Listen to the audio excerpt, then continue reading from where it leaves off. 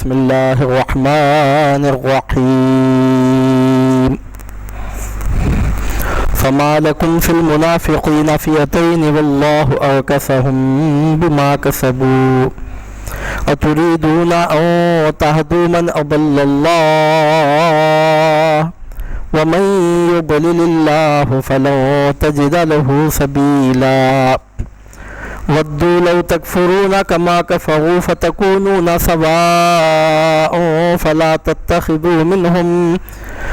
تتخذوا منهم أولياء حتى يهاجروا في سبيل الله فإن تولوا فخذوهم وقتلوهم حيث وجدتموهم ولا تتخذوا منهم وليا ولا نصيرا إلا الذين يصلون إلى قوم بينكم وبينهم ميثاق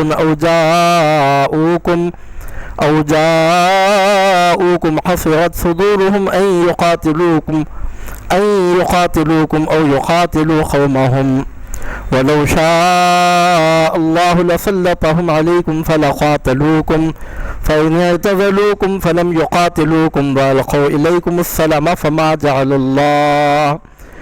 جعل الله لكم عليهم سبيلا ستجدون آخرين يريدون أن يأمنوكم ويأمنوا قومهم كلما ردوا إلى الفتنة يركسوا فيها فإن لم يعتزلوكم ويلقوا إليكم السلام ويكفوا أيديهم فخذوهم وقتلوهم حيث ثقفتموهم وأولئكم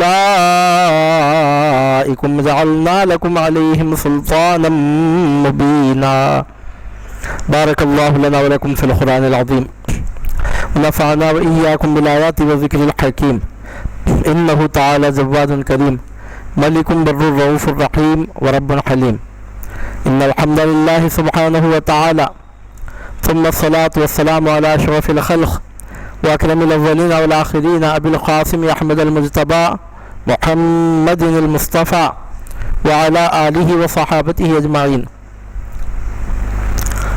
نشهد أن لا إله إلا الله وحده لا شريك له ونشهد أن محمدا عبده ورسوله أما بعد فقد قال الله تبارك وتعالى في الكلام القديم فأعوذ بالله من الشيطان الرجيم بسم الله الرحمن الرحيم إن الله وملائكته يصلون على النبي يا أيها الذين آمنوا صلوا عليه وسلموا تسليما اللهم صل وسلم وبارك على حبيبك ونبيك سيدنا ومولانا محمد وعلى آله وصحبه أجمعين چشم اقوام یہ نظارہ اب تک دیکھے رفت شان رفعنا لک ذکرک دیکھے چشم اقوام یہ نظارہ اب تک دیکھے رفت شان رفعنا لک ذکرک دیکھے قوت عشق سے ہر پست کو بالا کر دے بہر میں اسم محمد سے اجالا کر دے صلی اللہ علیہ وآلہ آلہ وصحابہ وبارک وسلم تسلیما کثیرا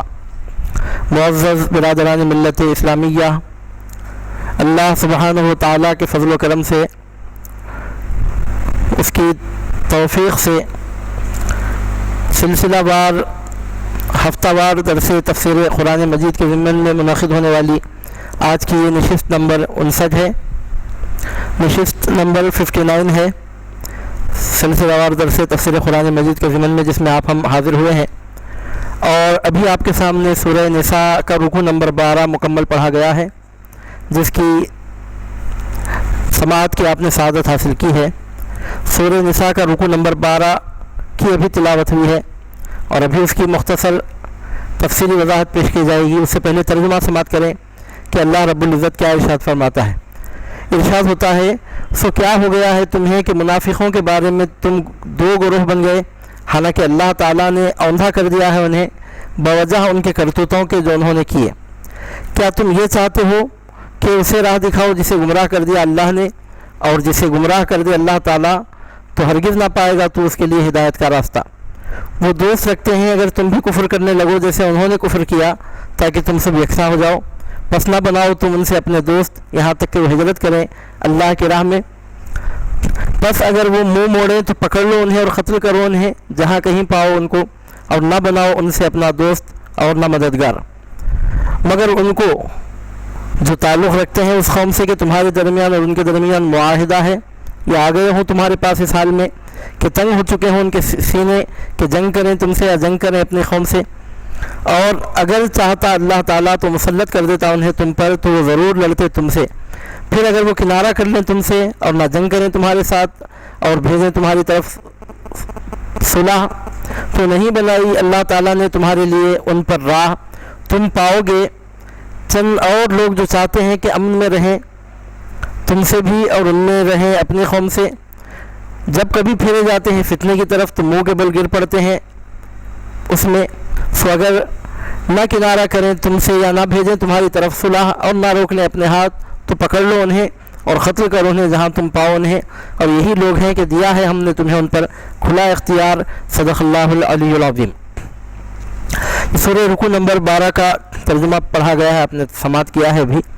اس میں اللہ رب العزت جنگ کے اصول بیان فرما رہا ہے، ابھی ہم وضاحت پیش کریں گے آپ کے سامنے، اس کا خلاصہ، اس کا مفہوم اور اس کا لب لباب، اس کا نچوڑ یہ نکلتا ہے کہ مسلمانوں کو عام حالتوں میں کسی پر تلوار اٹھانے کی اجازت نہیں ہے، اور عام حالات میں کسی سے لڑنے کی اجازت نہیں ہے، کسی کو قتل کرنے نقصان پہنچانے کی اجازت نہیں ہے، نہ مسلمانوں کو نہ غیر مسلموں کو۔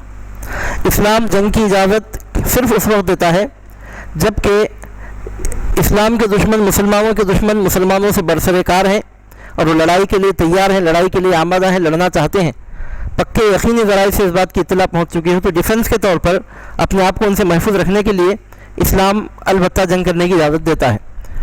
موجودہ زمانے میں جہاد کے لفظ کو غلط انداز میں پیش کیا جا رہا ہے۔ جہاد کا یہ مطلب نہیں ہے کہ گھر بیٹھے ہوئے لوگوں کو جا کر جان سے مار ڈالا جائے، جہاد کا یہ مطلب نہیں کہ بے گناہ لوگوں کو قتل و غارت گری بربادی کا نشانہ بنایا جائے، ہرگز یہ جہاد کا اسلامی مفہوم نہیں ہے۔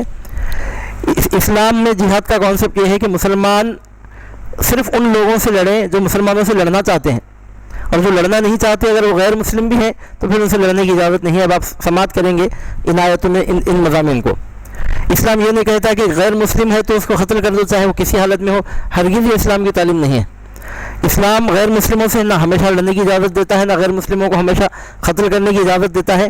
غیر مسلموں میں سے جو مسلمانوں کے دشمن ہیں مسلمانوں سے لڑنے کے لیے تیار ہیں اس وقت، اگر ان کا ڈیفنس نہیں کیا جائے گا تو ہم پر چڑھائیں گے، تو ایسی صورت میں ڈیفنس کے طور پر اسلام تلوار اٹھانے کی جنگ کرنے کی اجازت دیتا ہے، اسی کو جہاد کہتے ہیں۔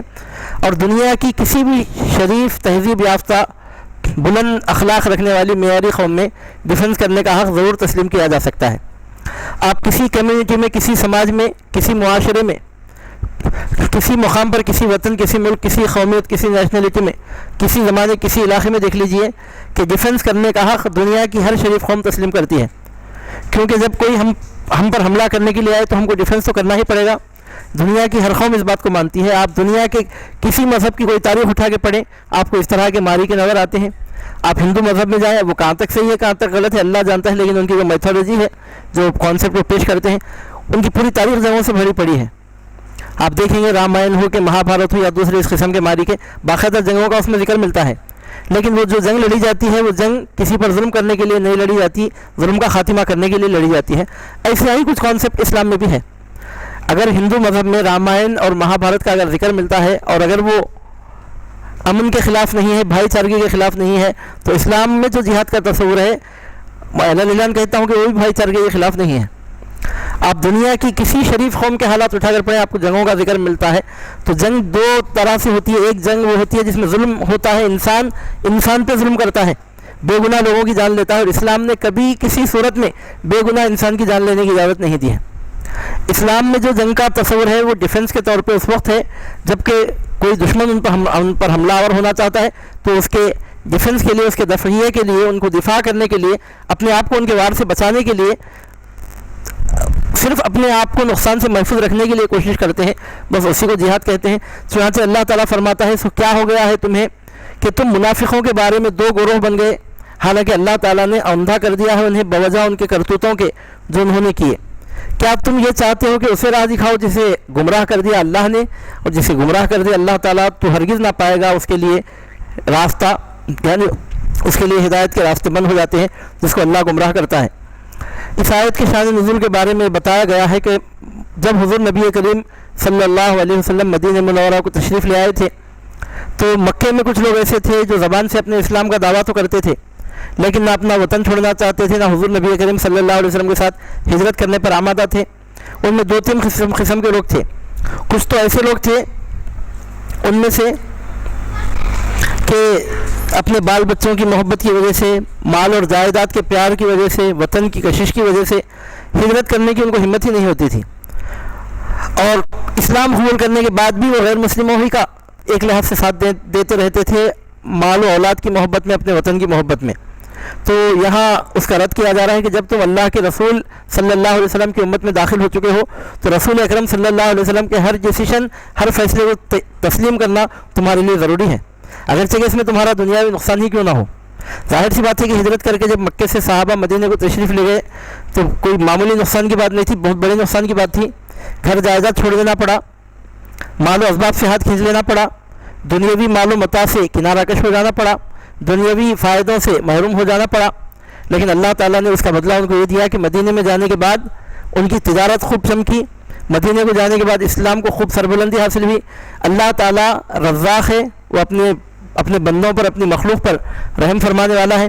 پروردگار عالم جب رزق کا ایک دروازہ بند کرتا ہے، چاہتا ہے تو اپنے فضل سے 70 دروازے کھولتا ہے۔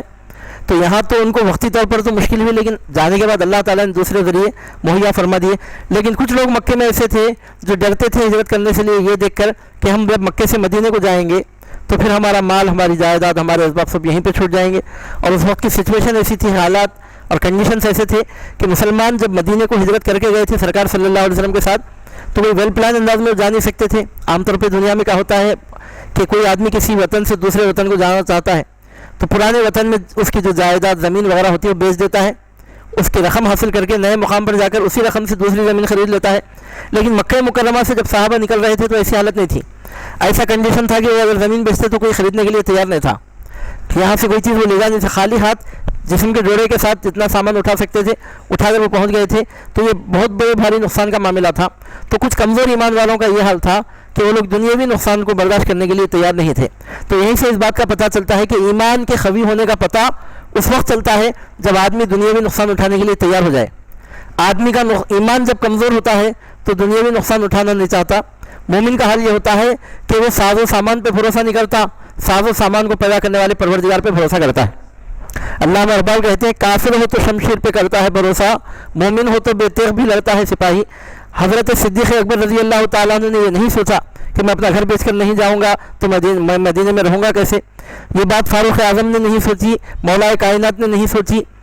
لیکن جن کا ایمان کمزور تھا وہ لوگ اس طرح کی ہیلے بہانے تلاش کر مدینہ منورہ کو آنے سے رکے رہے۔ اور کچھ لوگوں کا یہ حال تھا کہ وہ ہجرت کر کے مدینہ اگر جاتے تو ان کو ڈر تھا کہ وہاں کی آب و ہوا ناموافق ہوگی اور شاید دشمن کے حملوں کی وجہ سے ان کو آرام کی زندگی میسر نہیں ہوگی، سکون کی زندگی میسر نہیں ہوگی۔ ایسا بھی سمجھ رہے تھے کہ شاید دشمن کا حملہ ہوگا وہاں جانے کے بعد، وہاں کی آب و ہوا شاید ہم کو ناموافق ہوگی۔ اور میں رک کے ایک بات آپ کے سامنے عرض کروں کہ ان کا اندیشہ غلط نہیں تھا، ایسا ہوا بھی تھا۔ جب سرکار صلی اللہ علیہ وسلم مکہ مکرمہ سے مدینہ طیبہ کو تشریف لے گئے سرکار کے ساتھ، سرکار کے صحابہ جب تشریف لے گئے سرکار کی خدمت میں، جب صحابہ حاضر ہو کر مدینہ منورہ پہنچے تو یقیناً وہاں کی آب و ہوا شروع میں مسلمانوں کو ناگوار گزری، لوگوں کو طب بیماریاں آنے لگیں۔ بعض مسلمانوں کی زبان پر یہ جملہ جاری بھی ہوا شکوہ شکایت کا کہ اللہ کافروں کو برباد کرے کہ ان کی وجہ سے ہمیں اپنا وطن چھوڑ کر آنا پڑا، مکے کی آب و ہوا چھوڑ کر یہاں مدینے کو آنا پڑا، یہاں آنے کے بعد ہم بیماریوں میں مبتلا ہو رہے ہیں۔ تو مدینے میں آنے کے بعد انہوں نے افسوس کیا۔ جب سرکار صلی اللہ علیہ وسلم کو اس بات کا پتہ چلا تو اس وقت حضور نبی کریم صلی اللہ علیہ وسلم نے مدینہ طیبہ کی آب و ہوا کے لیے دعا فرمائی، اور سرکار صلی اللہ علیہ وسلم نے دعا فرمائی کہ اے پروردگار مدینے کی وبا کو جحفہ کی طرف منتقل کر دے۔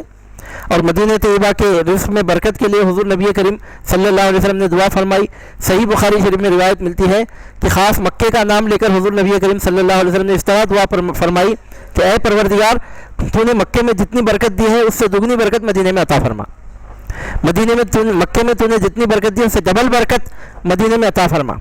اور حضور نبی کریم صلی اللہ علیہ وسلم نے فرمایا مکے کو ابراہیم نے حرم بنایا تھا، مدینے کو میں حرم بناتا ہوں۔ اور کما قال صلی اللہ علیہ وسلم۔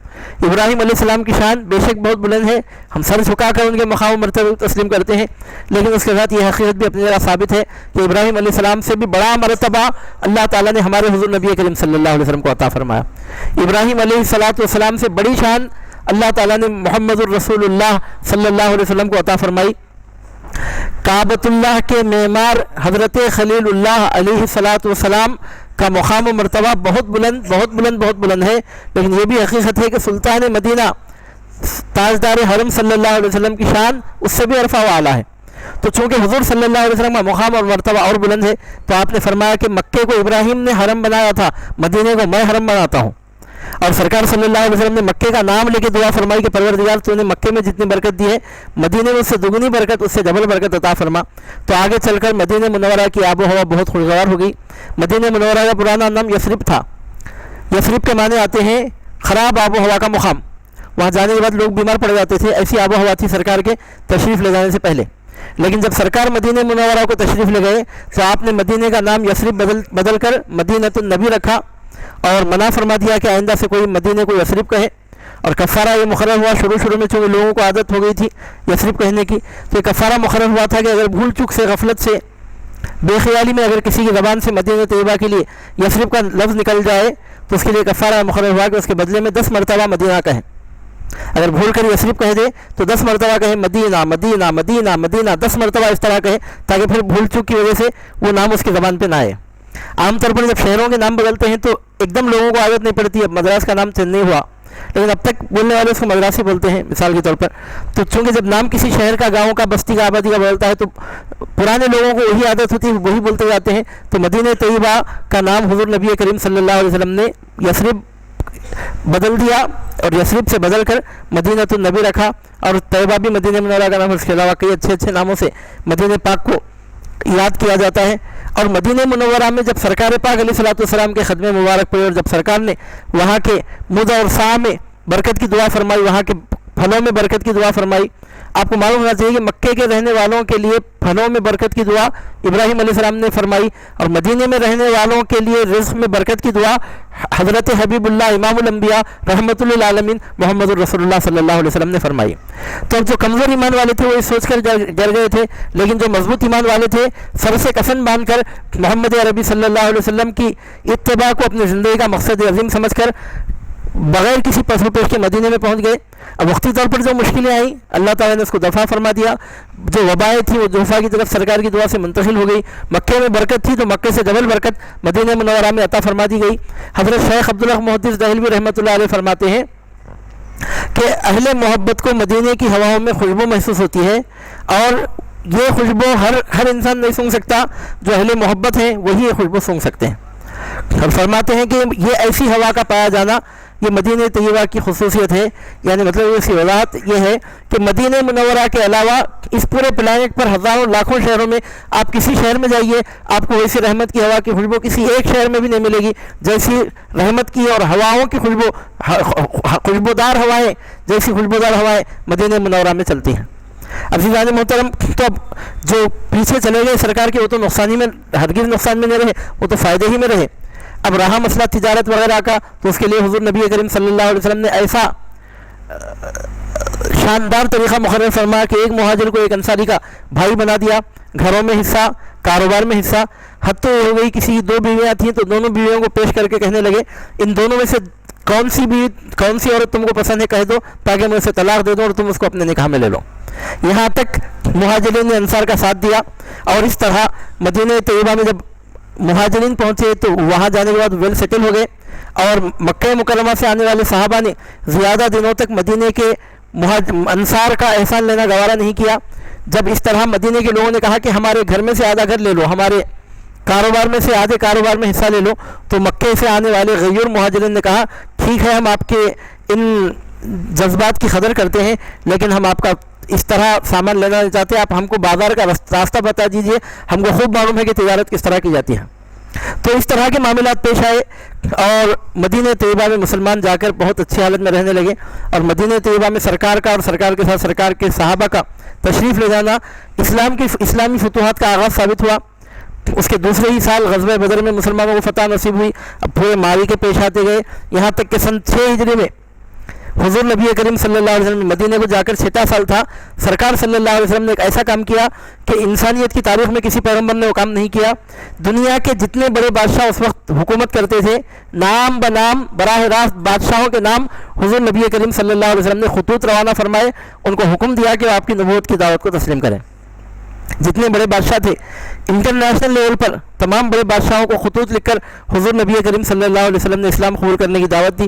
سن 8 ہجری میں مکہ فتح ہوا اور سن 9 ہجری میں جو کثرت سے اسلام پھیلا ہے، لوگ جو اسلام میں داخل ہیں، پورا ملک عرب توحید کے کلمے سے گونج اٹھا. اشہد ان لا الہ الا اللہ و اشہد ان محمد رسول اللہ کی فضاؤں سے پورے ملک عرب کی سرزمین کی فضائیں گونجنے لگیں اور آج تک گونج رہی ہیں، قیامت کی صبح تک گونجتی رہیں گی. کسی اور اسلام دشمن طاقت کا تو ذکر کیا ہے، دجال بھی اگر آئے گا تو وہ بھی مکہ مکرمہ میں اور مدینہ منورہ میں اللہ کا نام لینے سے لوگوں کو روک نہیں سکے گا. تو یہ کارنامہ ہمارے حضور نبی کریم صلی اللہ علیہ وسلم کا رہا. تو اب بعض لوگ یہ سوچ کر مکہ مکرمہ سے نکل کر مدینے کو جانے سے رک گئے کہ وہاں جائیں گے تو شاید وہاں کی آب و ہوا ہم کو راس نہیں آئے گی. اس طرح قسم قسم کے ہیلے بہانے بنا کر وہ رک گئے. تو اللہ سبحانہ و تعالیٰ نے سخت تنبیہ فرمائی. ان آیتوں میں بیان ہو رہا ہے یہ کیسے ہو سکتا ہے کہ کوئی محمد عربی صلی اللہ علیہ وسلم کا کلمہ بھی پڑھے اور سرکار کے فیصلے کے خلاف اپنے اون ڈیسیژن لے کر مدینہ منورہ کو جانے سے رک بھی جائے. یہ کیسے ہو سکتا ہے؟ سو کیا ہو گیا ہے تمہیں کہ منافقین کے بارے میں 2 گروہ بن گئے ہو، حالانکہ اللہ تعالیٰ نے اوندھا کر دیا ہے انہیں بوجہ ان کے کرتوتوں کے جو انہوں نے کیے. کیا تم یہ چاہتے ہو کہ اسے راہ دکھائے جسے اللہ نے گمراہ کر دیا ہے؟ اور جسے اللہ تعالیٰ گمراہ کر دے تو اس کے لیے تو ہرگز ہدایت کا راستہ نہیں پائے گا. مدینہ طیبہ کے منافقین کا بھی یہی حال تھا، اور مکے میں جو لوگ ہجرت کر کے آنے سے رکے ہوئے تھے ان کی بھی اس میں تنبیہ ہو رہی ہے. ارشاد ہوتا ہے وہ دوست رکھتے ہیں اگر تم بھی کفر کرو جیسے انہوں نے کفر کیا تاکہ تم سب یکساں ہو جاؤ. تم ان کو کب خوش کر سکتے ہو؟ ان کو راضی کر سکتے ہو. ان کے خوش ہونے کا ایک ہی طریقہ ہے، وہ چاہتے ہیں کہ جیسے کافر وہ ہیں تم بھی ویسے کافر ہو جاؤ. ان کے خوش ہونے کی ایک ہی صورت نکل سکتی ہے، وہ یہ چاہتے ہیں کہ جیسے خود کافر ہیں تم کو بھی ویسے ہی کافر بنا دینا چاہتے ہیں. تم بھی اگر کافر بن جاؤ تب البتہ وہ تم سے خوش ہوں گے تاکہ سب مل کر یکساں ہو کر کافر ہو جاؤ. ہم تو ڈوبیں گے صنم، تم کو بھی لے ڈوبیں گے. وہ چاہتے ہیں کہ تمہارا ہاتھ پکڑ کر اپنے ساتھ تم کو بھی جہنم کے گڑھے میں لے جائیں. کیا تم اتنی بات بھی نہیں سمجھتے؟ وہ دوست رکھتے ہیں اگر تم بھی کفر کرنے لگو جیسے انہوں نے کفر کیا تاکہ تم سب یکساں ہو جاؤ. بس نہ بناؤ تم ان سے اپنے دوست یہاں تک کہ وہ ہجرت کرے اللہ کی راہ میں. جب تک وہ ہجرت کر کے نہ آئے، حضور نبی کریم صلی اللہ علیہ وسلم کے فیصلے کا احترام نہ کریں، اس وقت تک تم ان سے دوستی مت رکھو، ان سے تعلقات مت رکھو، ان سے روابط مت رکھو، ان پر بھروسہ مت کرو یہاں تک کہ وہ ہجرت کریں اللہ کی راہ میں. بس اگر وہ ہجرت سے منہ موڑیں تو پکڑ لو انہیں اور قتل کرو انہیں جہاں کہیں پاؤ ان کو، اور نہ بناؤ ان کو اپنا دوست اور نہ مددگار، کیونکہ ان کا ایمان ثابت ہی نہیں ہو رہا ہے. تو یہاں سے پتہ چلتا ہے کہ حضور نبی کریم صلی اللہ علیہ وسلم جب کوئی فیصلہ فرما دیں تو سرکار کے فیصلے کو تسلیم کرنا ہی ایمان کا سب سے بڑا تقاضا اور مومن کی سب سے بڑی پہچان ہے. اس کے بعد ارشاد ہوتا ہے، ابھی تمہید میں ہم نے آپ کے سامنے عرض کیا کہ اسلام صرف اس صورت میں تلوار اٹھانے کی اجازت دیتا ہے جب کوئی دشمن مسلمانوں پر حملہ آور ہونے کے لیے تیار ہو، ان کا پکا ارادہ ہو کہ مسلمانوں پر حملہ آور ہو. اسی صورت میں ڈیفنس کے طور پر تلوار اٹھانے کی اسلام میں اجازت دی گئی ہے. اس کے علاوہ عام حالات میں غیر مسلموں پر بھی تلوار اٹھانے کی ہرگز اسلام میں اجازت نہیں ہے. کسی بے گناہ کی جان لینے کی اسلام میں ہرگز اجازت نہیں ہے. چنانچہ ارشاد ہوتا ہے مگر ان کو قتل نہ کرو جو تعلق رکھتے ہیں اس قوم سے کہ تمہارے درمیان اور ان کے درمیان معاہدہ ہے. عرب میں طریقہ تھا کہ ایک قبیلہ دوسرے قبیلے سے یا ایک فریق دوسرے فریق کے ساتھ معاہدہ کر لیتا، دوستی کا معاہدہ ہوتا. ہم آپ کو قتل نہیں کریں گے، آپ ہم کو قتل نہ کریں، آپ ہمارے آدمی کو نقصان نہ پہنچائیں، ہم آپ کے جیسے آدمی کو نقصان نہیں پہنچائیں گے. ایسی دوستی ایسا معاہدہ ہوتا تھا. تو ارشاد ہوتا ہے کہ اگر کوئی شخص ایسی قوم سے تعلق رکھتا ہو کہ تم میں اور ان میں معاہدہ ہے تو پھر ان کو قتل مت کرو، کیونکہ تمہارا معاہدہ ہے کہ ان کی قوم کے کسی آدمی کو تم قتل نہیں کرو گے. اگر تم قتل کرو گے تو واضح خلافی ہوگی. تو ایسی نازک حالات میں بھی اسلام اپنے ماننے والوں کو یہی کہتا ہے کہ وعدے کا پاس خیال رکھو، پاس لحاظ رکھو، اور ایسی حالت میں ان کو قتل مت کرو جن میں اور ان کی قوم میں تمہارا معاہدہ ہے. یا آ گئے ہوں تمہارے پاس اس حال میں کہ تنگ ہو چکے ہوں ان کے سینے کہ جنگ کریں تم سے یا جنگ کریں اپنی قوم سے، تو ایسی صورت میں بھی ان سے جنگ مت کرو. یعنی وہ لوگ تمہارے پاس اس حالت میں آئے کہ تم سے جنگ کرنا نہیں چاہتے اور اپنی قوم سے بھی جنگ کرنا نہیں چاہتے، یعنی وہ جنگ لڑنا ہی نہیں چاہتے، تو پھر ان سے بھی قتال کرنا جائز نہیں ہے. یعنی صرف شک کی شبے کی بنیاد پر کسی کی جان نہیں لی جائے گی. پکا یقین ہے کہ وہ حملہ کرنے والے تبھی ڈیفنس کے طور پر ان سے لڑنے کی اجازت ہے، اور ڈیفنس کا حق دنیا کی ہر قوم تسلیم کرتی ہے، اور اسلام میں بھی جہاد کا یہی مفہوم ہے، اس سے ہٹ کر اور کچھ نہیں ہے۔ جہاد کا مطلب ہی نہیں ہے کہ جہاں غیر مسلم ملے اس کو پکڑ کر مار ڈالو، نعوذ باللہ من ذالک، یہ اسلامی جہاد ہے نہ اسلامی تعلیمات ہیں۔ اب آپ دیکھیے کیا ارشاد ہوتا ہے، ایسی صورت میں بھی اگر کوئی ایسا شخص ہے کہ اس کی قوم میں اور تم میں معاہدہ ہے تو اس کو قتل مت کرو، یا تمہارے پاس کوئی ایسا آدمی آیا ہو کہ اس کا سینہ جنگ سے تنگ ہو چکا ہے، جنگ لڑنا ہی نہیں چاہتا، نہ تم سے لڑنا چاہتا ہے نہ اپنی قوم سے، یعنی وہ جنگ کرنے کے لیے آمادہ ہی نہیں ہے، برسر پیکار نہیں ہے، تو پھر اس کو بھی قتل مت کرو۔ اور اگر چاہتا اللہ تعالیٰ تو مسلط کر دیتا انہیں تم پر، تو ضرور لڑتے تم سے۔ پھر اگر اللہ تعالیٰ اپنا فضل فرما رہا ہے کہ لوگوں میں ایسے لوگوں کو بھی اللہ تعالیٰ پیدا کیا ہے، ہر کمیونٹی، ہر سماج، ہر طبقے، ہر علاقے میں، ہر گروہ میں، کہ وہ جنگ لڑنا ہی نہیں چاہتے۔ اگر پروردگار عالم اس طرح ان کو جنگ لڑنے سے بعد آنے کی توفیق نہ دیتا تو ہو سکتا ہے کہ وہ تم پر حملہ آور ہو جاتے۔ اگر اللہ تعالیٰ چاہتا تو مسلط کر دیتا انہیں تم پر، تو ضرور لڑتے تم سے۔ پھر اگر وہ کنارہ کر لیں تم سے اور نہ جنگ کریں تمہارے ساتھ، اب دیکھیے آپ، پھر اگر وہ کنارہ کر لیں تم سے اور نہ جنگ کریں تمہارے ساتھ، اور بھیجیں تمہاری طرف صلح کا پیغام، تو نہیں بنائی اللہ تعالیٰ نے تم پر کوئی راہ، تم کو کوئی اجازت نہیں ہے کہ تم ان پر زیادتی کرو۔ کیا کھلے الفاظ میں قرآن مجید اپنے جہاد کے مفہوم کو واضح انداز میں پیش کر رہا ہے۔ اگر کسی کو قرآن مجید کے لفظ جہاد پر اعتراض ہے تو اس کو سورہ نساء کی آیت نمبر 80 پر آیت نمبر 90 کا مطالعہ کرنا چاہیے کہ کیسے کنڈیشنز یہاں پر پیش کیے جا رہے ہیں۔ سورہ نساء کی آیت نمبر 9 میں اللہ تعالیٰ، آیت نمبر 90 میں اللہ تعالیٰ کھلے طور پر فرماتا ہے، پھر اگر وہ تم سے کنارہ کر لیں تو تم کو ان پر ظلم کرنے کی راہ نہیں ہے، تم کو اجازت نہیں ہے کہ تم ان سے لڑو۔ جو تم سے کنارہ کر لیں، اگر اسلام نہیں بھی لائے ہیں، تم سے کنارہ کر لیں اور تم سے لڑنا نہیں چاہتے تو تم بھی ان سے مت لڑو۔ تم سے جنگ لڑنے کے لیے آ جائیں تو ڈیفنس کرنے کے لیے تو لڑنا ضروری ہوتا ہے۔ چور اگر کسی کے گھر میں چوری کرنے کے لیے آتا ہے تو مکاندار جا کر اپنا سر اس کے قدموں میں نہیں دیتا کہ چوری بعد میں کر، پہلے میرا قتل کر لے، ایسا تو کوئی شریف انسان نہیں بولتا۔ عزیزان محترم، تو ایسی صورت میں اسلام فرماتا ہے کہ اگر وہ تم سے کنارہ کر لیں تو تم پر کوئی راہ نہیں ہے ان پر ظلم کرنے کے لیے۔ لن فما جعل اللہ لکم علیہم سبیلا، اللہ تعالیٰ نے تمہارے لیے ان پر کوئی راہ نہیں بنائی، یعنی تم کو اجازت نہیں ہے کہ تم ان سے جنگ کرو۔ اور اگر وہ ایسے لوگ ہوں کہ وہ تمہارے ساتھ جنگ نہیں کرنا چاہتے تو تم ان سے جنگ مت کرو۔ اور اگر وہ تمہارے پاس صلح کا پیغام بھیجتے ہیں، اگر اس سے پہلے جنگوں میں مبتلا بھی تھے، جنگوں میں انوالو تھے، لیکن اب چاہتے ہیں کہ سلسلہ رک جائے اور تمہارے پاس پیغام بھیجتے ہیں کہ اب ہم صلح کر لینا چاہتے ہیں، تو اللہ تعالیٰ فرماتا ہے فرض ہے تم پر کہ ان کی صلح کے پیغام کو تسلیم کر لو۔ یہ مت کہو کہ نہیں ہم صلح کے پیغام کو نہیں مانتے، تم نے لڑنا چاہے تو کیا ہوا، ہم تو لڑنا چاہتے ہیں، ایسا ہرگز مت کہنا۔ اگر فریق مقابل تم سے صلح کرنے کے لیے تیار ہے تو تم پر ضروری ہے کہ تم اپنا ہاتھ ان سے روک لو اور تم بھی صلح کر لو۔ یعنی کتنے کنڈیشنز اپلائی کیے جا رہے ہیں لڑنے کے لیے۔ ایسے لوگوں سے لڑو کہ تمہارے درمیان ان کے درمیان معاہدہ نہ ہو، اگر وہ کافر بھی ہے لیکن تمہارا معاہدہ ہو چکا ہے اس کے ساتھ تو اس پر تلوار اٹھانے کی تم کو اجازت نہیں ہے۔ یا اگر وہ ایسے لوگ ہیں کہ جنگ لڑنا نہیں چاہتے، ان کے سینے جنگ سے تنگ ہے، وہ جنگ کے لیے آمادہ ہی نہیں ہے، تو پھر تم کو ان سے لڑنے کی اجازت نہیں ہے۔ اگر وہ کنارے ہو جائیں تب بھی تم کو ان سے لڑنے کی اجازت نہیں ہے۔ اگر وہ تم سے جنگ کرنا پسند ہی نہیں کرتے، وہ نہیں چاہتے کہ تم سے جنگ لڑیں، تو تم بھی ہرگز ان سے جنگ نہ کرنا۔ اس کے بعد ارشاد ہوتا ہے کہ اگر وہ صلح کا پیغام بھیجیں تب بھی تم کو اجازت ہی نہیں ہے کہ تم ان سے جنگ کرو۔ یعنی مطلب کیا نکلتا ہے اس کا؟ مطلب یہ نکلتا ہے کہ جنگ صرف اور صرف اس صورت میں لڑی جا سکتی ہے جب وہ تم سے لڑنے کے لیے تیار ہو کر آ گئے ہوں یا آنے کا مقابلہ کر رہے ہوں۔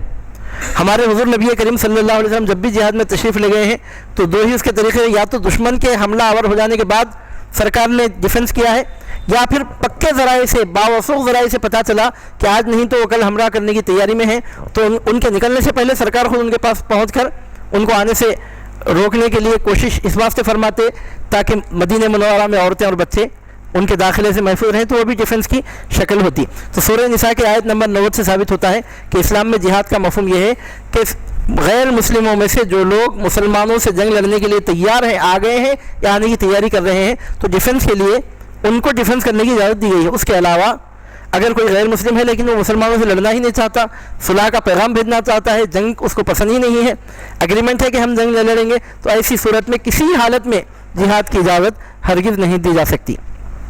اس کے بعد ارشاد ہوتا ہے تم پاؤ گے چند اور لوگ جو چاہتے ہیں کہ امن میں رہیں تم سے بھی اور امن میں رہیں اپنی قوم سے بھی، لیکن جب پھیرے جاتے ہیں فتنے کی طرف تو منہ کے بل گر پڑتے ہیں اس میں. سو اگر نہ کنارہ کریں تم سے یا نہ بھیجیں تمہاری طرف صلح کا پیغام یا نہ روک لیں اپنے ہاتھ تو پکڑ لو انہیں اور قتل کرو انہیں جہاں تم پاؤ انہیں، اور یہی لوگ ہیں کہ دیا ہے ہم نے تمہیں ان پر کھلا اختیار. اب یہاں ان لوگوں کی بات بیان کی جا رہی ہے کہ جن لوگوں کا حال یہ ہوتا ہے کہ وہ گھڑی میں تولا گھڑی میں ماشا ہوتے ہیں، یعنی جن کی بات میں مضبوطی نہیں ہوتی، جن کے ارادے میں پختگی نہیں ہوتی، جو کبھی کچھ کہتے ہیں کبھی کچھ، اور ان کی مثال یہاں پر بیان کی جاتی ہے، ان کی صورتحال یہاں پر بیان کی جاتی ہے. چند لوگ ان میں ایسے ہیں جو چاہتے ہیں کہ امن میں رہیں تم سے بھی اور امن میں رہیں اپنی قوم سے بھی. یہ تو ان کا اچھا خیال ہے، وہ جنگ نہیں لڑنا چاہتے. جو غیر مسلم جنگ نہیں لڑنا چاہتا اس کے ساتھ صلح کرنا یہ مسلمانوں پر لازمی ہے، ضروری ہے. جنگ کی پہل ہرگز مسلمانوں کی طرف سے نہیں ہونی چاہیے. یہی قرآن کا پیغام اور یہی خود صاحب قرآن صلی اللہ علیہ وسلم کا عمل ہے. آپ ہمارے حضور نبی کریم صلی اللہ علیہ وسلم کے حالات طیبہ اٹھا کر پڑھیں گے تو آپ کو پتہ چلے گا پوری حیات طیبہ میں کبھی ایک وقت بھی حضور نبی کریم صلی اللہ علیہ وسلم نے لوگوں کی جان لینا پسند نہیں کیا. جب مد مقابل لڑنے کے لیے آ جاتا تب بھی سرکار صلی اللہ علیہ وسلم فوراً جنگ شروع نہیں فرماتے. اس کے بعد بھی سرکار کی خواہش یہ ہوتی کہ جنگ شروع ہونے کے بجائے ٹل جائے. آخری وقت تک آپ یہی کوشش فرماتے کہ جنگ ٹل جائے تو بہتر ہے. اب وہ آنے والا اس کے باوجود نہیں مانتا کہ اس کے لیے تیار ہی نہ ہو کہ وہ صلح کے پیغام کو مانے تو ایسی صورت میں مجبوراً ڈیفنس کرنا پڑتا. لیکن اس صورت میں بھی آپ کی یہی خواہش ہوتی اور یہی پوری کوشش ہوتی کہ لوگ کم سے کم مارے جائیں اور جلد سے جلد جنگ ختم ہو جائے. عام طور پر دنیا کے فاتحین کا بادشاہوں کا یہ حال ہوتا ہے کہ قتل کرنے میں وہ بڑا سرور محسوس کرتے ہیں. سروں کی انسانوں کی کھوپڑیوں کے ڈھیر لگا کر سمجھتے ہیں کہ میں بہت بڑا فاتح ہوں. انسانوں کے گاؤں بستیوں آبادیوں کو آگ لگا کر سمجھتے ہیں. جانوروں کو چوپایوں کو قتل کر کے درختوں کو آگ لگا کر سمجھتے ہیں کہ ہم بڑے کامیاب ہو گئے. لیکن ہمارے حضور نبی کریم صلی اللہ علیہ وسلم نے کسی صورت میں ایسی باتوں کی اجازت نہیں دی. اور حضور نبی کریم صلی اللہ علیہ وسلم نے کبھی قتال کو پسند نہیں فرمایا. پہلے تو آپ چاہتے تھے کہ قتال کی نوبت ہی نہ آئے، حتی الامکان کوشش کر لیتے. جب کوئی راستہ باقی نہیں رہتا اور جنگ شروع ہی ہو جاتی تو اس کے بعد آپ کی یہ خواہش ہوتی کہ کم سے کم قتل پر جنگ ختم ہو جائے. اور اس کے علاوہ حضور نبی کریم صلی اللہ علیہ وسلم نے اپنی امت کو جو جنگ کے سلسلے میں ہدایت دی ہے، مسلمانوں کا بچہ بچہ جانتا ہے جنگ صرف ان لوگوں سے لڑی جاتی ہے جو جنگ لڑنے کے لیے آ گئے ہیں اور جنگ لڑنے کے قابل ہیں.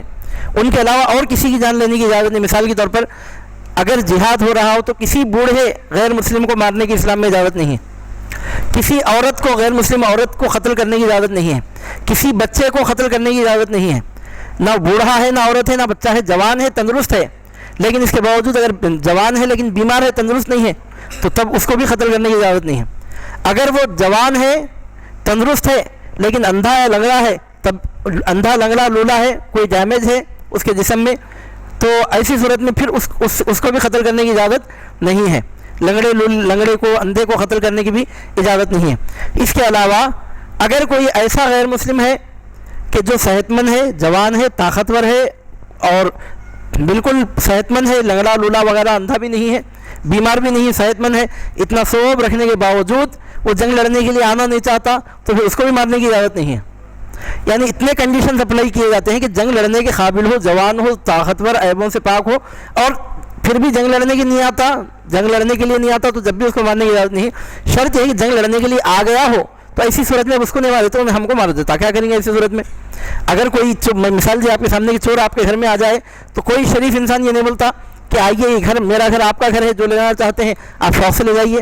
کوئی شریف انسان دنیا میں نہیں بولتا، کوئی عقل سلیم رکھنے والا اس حقیقت کو تسلیم نہیں کر سکتا. تو صرف ایسی صورت میں جنگ لڑنے کی اجازت ہے. اور اس میں بھی کیا حکم ہے آپ کو معلوم ہونا چاہیے کہ اسلام میں جو جہاد کا اصول بیان کیا گیا اس میں پھر یہ شرط لگائی گئی کہ گرجا گھروں میں جو عابد عبادتوں میں مشغول رہتے ہیں، انسانوں کی آبادی میں نہیں آتے.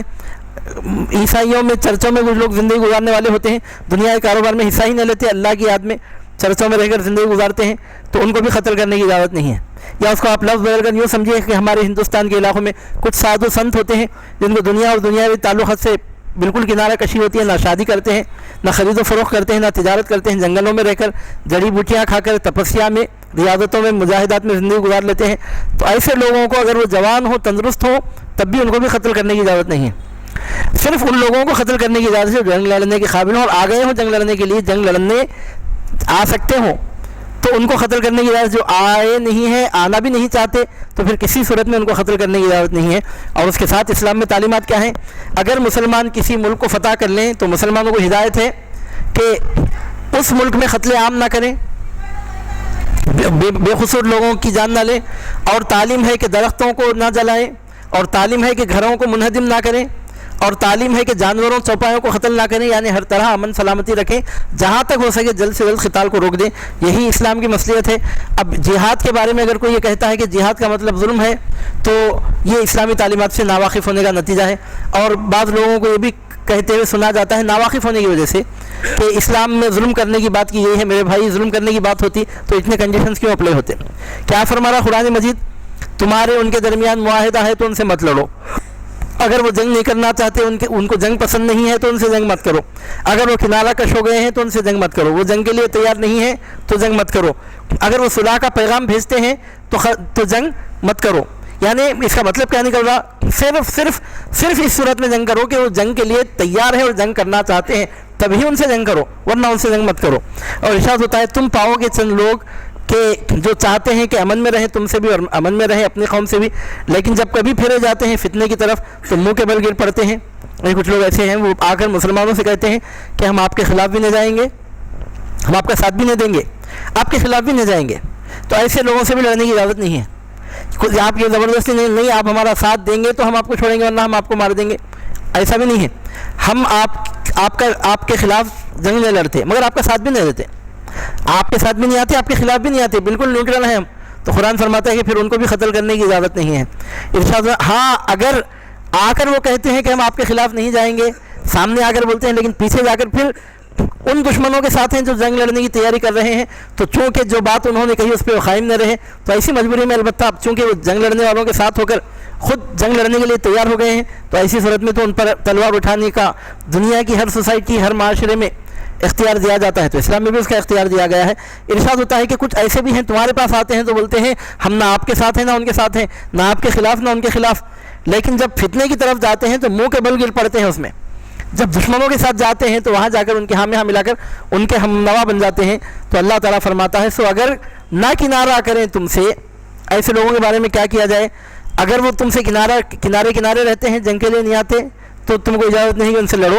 ایسے لوگ اگر تم سے کنارہ نہ کریں، بول کر گئے کہ ہم آپ کے خلاف نہیں آئیں گے مگر آگے کنارہ نہ کریں مطلب جنگ کے لیے تیار ہو کر آگے، تو پھر اجازت ہے کہ یا نہ بھیجیں تمہاری طرف صلح کا پیغام، اور ایسے لوگ بعد میں بھی صلح کا پیغام بھی نہیں بھیجتے، اور نہ روک لیں اور نہ روکیں اپنے ہاتھ تم سے۔ اب دیکھیے آپ کتنی شرطیں ہیں، یعنی مطلب یہ بات کو اور واضح کر کے میں آج کے درس کو تکمیل تک پہنچا رہا ہوں۔ عزیزان محترم، یہاں بیان کیا ہو رہا ہے؟ کچھ ایسے لوگ ہیں کہ جو نہ ان کے ساتھ ہیں نہ ان کے ساتھ ہیں، نہ ان کے خلاف نہ ان کے خلاف، مسلمانوں کے پاس آ کر بولتے ہیں کہ ہم آپ کا کے خلاف نہیں جاتے، آپ کا ساتھ نہیں دیتے ہیں مگر آپ کے خلاف بھی نہیں جاتے، اتنا آپ کو اطمینان دلاتے ہیں، تو ان کے ساتھ جنگ لڑنے کی اجازت ہی نہیں ہے۔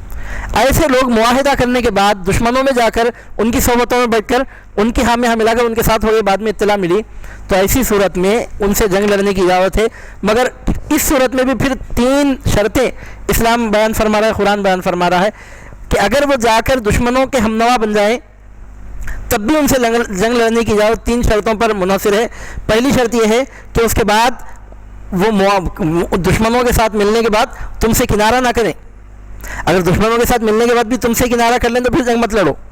دشمنوں کے ساتھ ملنے کے بعد اگر تم سے کنارہ نہ کریں، یا نمبر 2 تمہاری طرف صلح کا پیغام بھی نہ بھیجیں، یا نمبر 3 اپنے ہاتھ تم سے نہ روکیں، یعنی اپنے ہاتھ تم سے نہ روکیں مطلب یہ کہ باقاعدہ جنگ شروع کر دیں، تو ایسی صورت میں مجبوراً تم کو اجازت ہے کہ پکڑ لو انہیں اور قتل کر دو انہیں جہاں کہیں تم انہیں پاؤ، کیونکہ وہ تم کو قتل کرنا چاہتے ہیں۔ اگر تم ان کو قتل نہیں کرو گے تو تم کو قتل کر ڈالیں گے۔ اور جنگ میں ہوتا کیا ہے؟ جنگ میں جب دونوں طرف سے فریق آتے ہیں، اب بعض لوگ ایسے الفاظ کو پکڑتے ہیں قرآن مجید کے کہ کیسے سخت الفاظ ہیں، دیکھیے پکڑ لو انہیں اور قتل کر دو جہاں انہیں پاؤ، تو لوگ بولتے ہیں کیسی تعلیم جنگ لڑنے کی دی جا رہی ہے؟ تو میرے بھائی میں آپ سے سوال کرتا ہوں، جنگ کا میدان بولتے کس کو ہے؟ میدان جنگ میں جب 2 فریق آتے ہیں تو ایک دوسرے کو قتل کرنے کے لیے نہیں آتے، تو کیا ایک دوسرے کے ساتھ مل کر پان کھانے کے لیے آتے ہیں؟ کیا ایک دوسرے کے ساتھ مل کر ہاکی کھیلنے کے لیے کرکٹ کھیلنے کے لیے آتے ہیں؟ میدان جنگ میں آنے کا مطلب یہ ہوتا ہے کہ وہ ان کو مارنے کے لیے آتے ہیں، ان کو مارنے کے لیے آتے ہیں جنگ کے میدان میں۔ اور آپ ایکسپیکٹ بھی کیا کرتے ہیں؟ جنگ کے میدان میں آنے والا اور کیا کرتا ہے؟ آج بھی دنیا کی حکومتیں ایک دوسرے سے ٹکراتی ہیں تو اور کیا ہوتا ہے؟ میدان جنگ میں آ کر کیا ایک دوسرے پر پھول برسا کر جاتے ہیں؟ کیا میدان جنگ میں آنے والا ایک دوسرے کے ساتھ مل کر بیٹھ کر گفتگو کر کے اناپ شناپ باتیں کر کے جاتا ہے؟ جنگ میں آنے والے آتے ہی لڑنے کے لیے ہیں. جب وہ لڑنے کے لیے آ گئے ہیں تو انہیں قتل نہیں کریں گے تو کیا ان کے پاؤں دھو کر پئیں گے؟ عزیزان محترم، اس طرح کے الفاظ کو پکڑنے سے پہلے آگے پیچھے کے حالات پر غور کرنا چاہیے. تو اللہ تعالیٰ فرماتا ہے کچھ لوگ ایسے ہیں تمہارے پاس آ کر بولتے ہیں ہم آپ کے خلاف نہیں جائیں گے، مگر معتبر ذرائع سے تم کو معلوم ہوا ہے کہ تمہارے دشمنوں کے ساتھ ہاتھ ملا لیے ہیں. تمہارے سامنے آ کر بولے کہ ہم آپ کے خلاف نہیں جائیں گے، مگر جا کر تمہارے دشمنوں سے ہاتھ ملا لیے ہیں. تو ایسی صورت میں کیا کرنا؟ ایسی صورت میں بھی دیکھنا اگر وہ کنارے ہیں تو ان کو نہیں قتل کرنا. اگر تمہاری طرف صلح کا پیغام بھیجتے ہیں، کیا ہوا؟ تین حصے ہو گئے اس کے. پہلے کیا کریں؟ مسلمانوں کے پاس آ کر بولے ہم آپ کے خلاف نہیں جاتے. پھر مسلمانوں کے دشمنوں کے ساتھ جائے بولے ہم تمہارے ساتھ ہیں، جو تم کریں گے ہم بھی کریں گے. سیکنڈ مرحلے میں. پھر تیسرے مرحلے میں پھر مسلمانوں کے پاس آ کر بولتے ہیں کہ وہ ہم پھر ایک مرتبہ آپ سے صلح کرنا چاہتے ہیں. تو ایسی صورت میں بھی ان سے قتل کرنے کی اجازت نہیں ہے. وہاں جا کر ان سے ہاتھ ملا لینے کے بعد پھر ایک بار تمہارے پاس صلح کا پیغام لے کر آ رہے ہیں تو تم کو چاہیے پھر اس صلح کے پیغام کو تسلیم کر لو، قبول کر لو اور ان سے جنگ نہ لڑو. اگر وہ صلح کا پیغام بھی نہیں دیتے، کنارے بھی نہیں رہتے، اپنے ہاتھ بھی نہیں روکتے، تم سے جنگ شروع کر چکے ہیں، تو قرآن میں کیا ہے وہ نہیں. میں آپ کے کامن سینس سے پوچھتا ہوں، جنگ شروع ہو جانے کے بعد میدان جنگ میں جنگ لڑنے کے لیے آنے والا اور کیا کرے گا سوائے اس کے کہ جہاں ملے ان کو قتل کر دے؟ جنگ میں آتے ہی اس لیے ہیں تو پکڑ لو انہیں اور قتل کرو انہیں جہاں تم پاؤ انہیں. یہی لوگ ہیں کہ ہم نے دیا ہے تمہیں ان پر کھلا اختیار، یعنی صرف ایسے ہی لوگوں پر تلوار اٹھانے کی تم کو اجازت ہے. عزیزان محترم، آپ دیکھیے موجودہ حالات کے تناظر میں کیا ہو رہا ہے. یہاں بم پھٹا، وہاں بم پھٹا، بے قصور لوگ مرے، اور حد تو یہ ہو گئی ہے کہ حضور نبی کریم صلی اللہ علیہ وسلم کے شہر مبارکہ میں بھی افواہ گشت کر رہی ہے. اللہ بہتر جانتا ہے ٹینکر پھٹا ہے کہ بم پھوٹا ہے، واللہ عالم بالصواب. حد یہاں تک پہنچ چکی ہے کہ ایسے مقدس مقامات پہ بھی عمل انجام پا رہا ہے. سمجھ میں تو یہی آتا ہے کہ کوئی مسلمان یہ حرکت نہیں کر سکتا. اسلام دشمن طاقتیں ایسی حرکتیں کرواتی ہیں اپنے ایجنٹوں سے تاکہ اسلام کو، مسلمانوں کو بدنام کریں. ورنہ اسلام کی تعلیمات تو یہ ہیں کہ کسی بے گناہ انسان کی جان نہ لی جائے. اسلام یہ کہتا ہے بوڑھوں کو قتل مت کرو، عورتوں کو قتل مت کرو، بچوں کو قتل مت کرو، بیماروں کو قتل مت کرو، اندھے لنگڑوں کو قتل مت کرو. کوئی جوان طاقتور عیبوں سے پاک صحت مند ہے، اس کے باوجود تم سے لڑنا نہیں چاہتا تو اس کو بھی قتل مت کرو. جو گرجا گھروں میں، مندروں میں اور اپنے عبادت گاہوں میں، اپنے خانقاہوں میں جو لوگ غیر مسلم بھائی ہمارے، مسلمانوں کی بات نہیں ہو رہی، جو دنیا کے تعلقات سے کنارہ کش ہیں، اپنے کام سے کام رکھتے ہیں، تو ان کو قتل مت کرو. اور جب کسی علاقے پر تسلط ہو جائے تمہارا تو درختوں کو مت جلاؤ، جانوروں چوپایوں کو قتل مت کرو، گھروں کی عمارتوں کو منہدم مت کرو. ابھی بم پھوڑنے میں پورا اس کے اپوزٹ ہو رہا، تو بم پھوڑنا اسلام کی تعلیمات سے کیسے تعلق رکھ سکتا ہے؟ بم پھوڑنے میں جانور بھی مرتے ہیں، گھروں کی بنیادیں بھی ہلتی ہیں، درختوں کو آگ بھی لگتی ہے، بوڑھے مرتے ہیں، بچے عورتیں بے قصور لوگ مرتے ہیں، خود مسلمان بھی مرتے ہیں، غیر مسلم بھی مرتے ہیں، بے قصور بے گناہ لوگ بھی مرتے ہیں. تو اس سے اسلام کی تعلیمات کا کوئی دور کا واسطہ بھی نہیں ہے.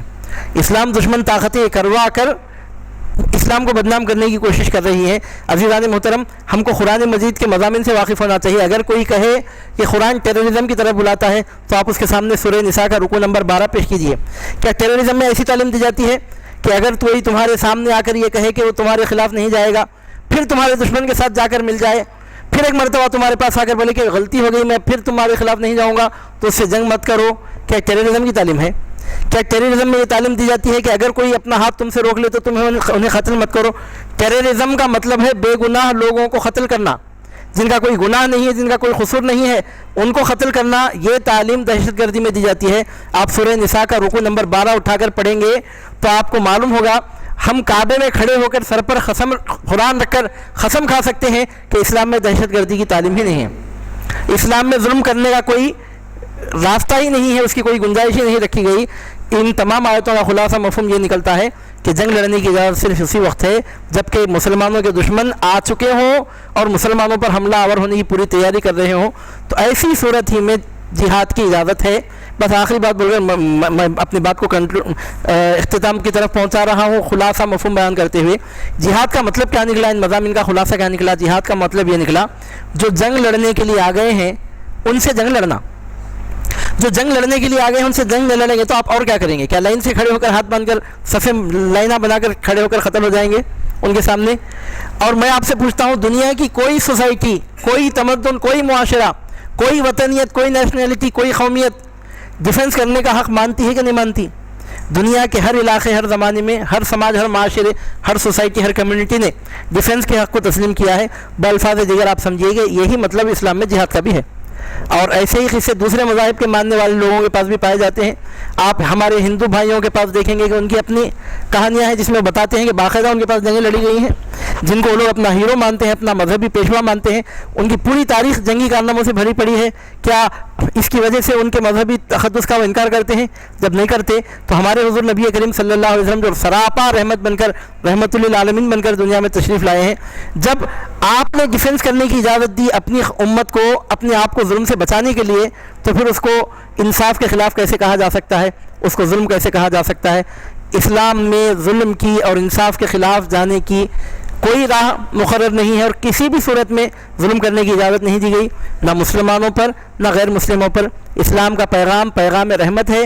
جس طرح اسلام ہمارے مسلمان بھائیوں کے لیے رحمت کا پیغام لے کر آیا ہے، اسی طرح اسلام ہمارے غیر مسلم بھائیوں کے لیے بھی رحمت کا پیغام لے کر آیا ہے۔ حضرت امیر المومنین عمر فاروق رضی اللہ تعالیٰ عنہ جب بیت المقدس کی فتح کے موقع پر ملک شام میں داخل ہوئے تھے، تو راستے میں ذرا نماز کا وقت ہو گیا، تو ایک گرجا گھر کے ایک پادری عیسائی نے آ کر آپ کی خدمت میں درخواست کی کہ آپ آئیے اور ہمارے گرجا گھر میں، ہمارے چرچ میں نماز ادا کر لیجئے۔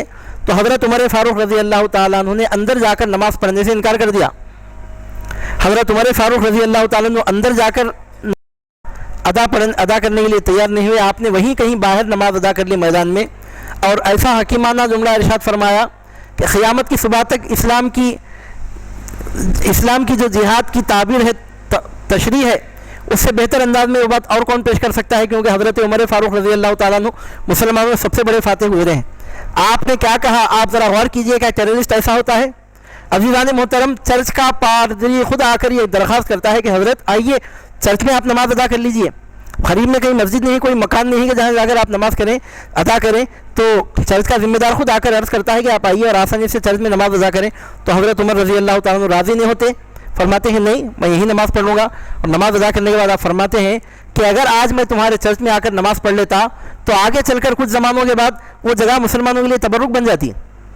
آگے کی مسلمان قومیں یہ خیال کرتی کہ یہاں ہمارے رسول پاک علیہ السلام کے خلیفہ، ہمارے پیشوا، ہمارے قائد، ہمارے امام سیدنا عمر فاروق رضی اللہ تعالیٰ نے یہاں نماز ادا کی ہے، میں اگر نماز پڑھتا تو یہ جگہ تبرک بن جاتی آئندہ کے مسلمانوں کے لیے۔ مجھے ڈر تھا کہ آئندہ زمانے کے مسلمان کہیں تمہارے چرچ میں آ کر اس جگہ پر قبضہ نہ کریں میری یادگار ہونے کی وجہ سے، اس واسطے میں تمہارے چرچ میں نماز ادا کرنا نہیں پسند کرتا۔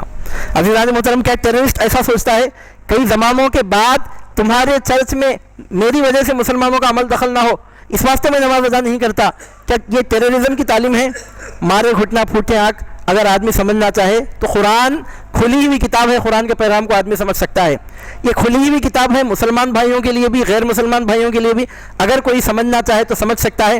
اگر کسی کے سامنے جہاد کا غلط مفہوم پیش کیا گیا ہے تو میں اس سے التماس کرتا ہوں، ہول ہارٹیڈلی میں اس سے ریکویسٹ کرتا ہوں، میں صمیم قلب کی گہرائیوں سے اس سے التماس کرتا ہوں کہ سورہ نساء کا رکوع نمبر 12 اٹھا کر پڑھے اور مجھے بتائے کہ ٹیررزم میں ایسی تعلیمات ہیں۔ اگر کوئی سمجھنا چاہے تو بآسانی سمجھ سکتا ہے کہ اسلام میں جو جہاد کا تصور ظلم کے لیے نہیں ہے، ظلم کا خاتمہ کرنے کے لیے ہے۔ انصاف کی نظر سے اگر کوئی غور کرے تو میری اس بات کو ضرور تسلیم کرے گا۔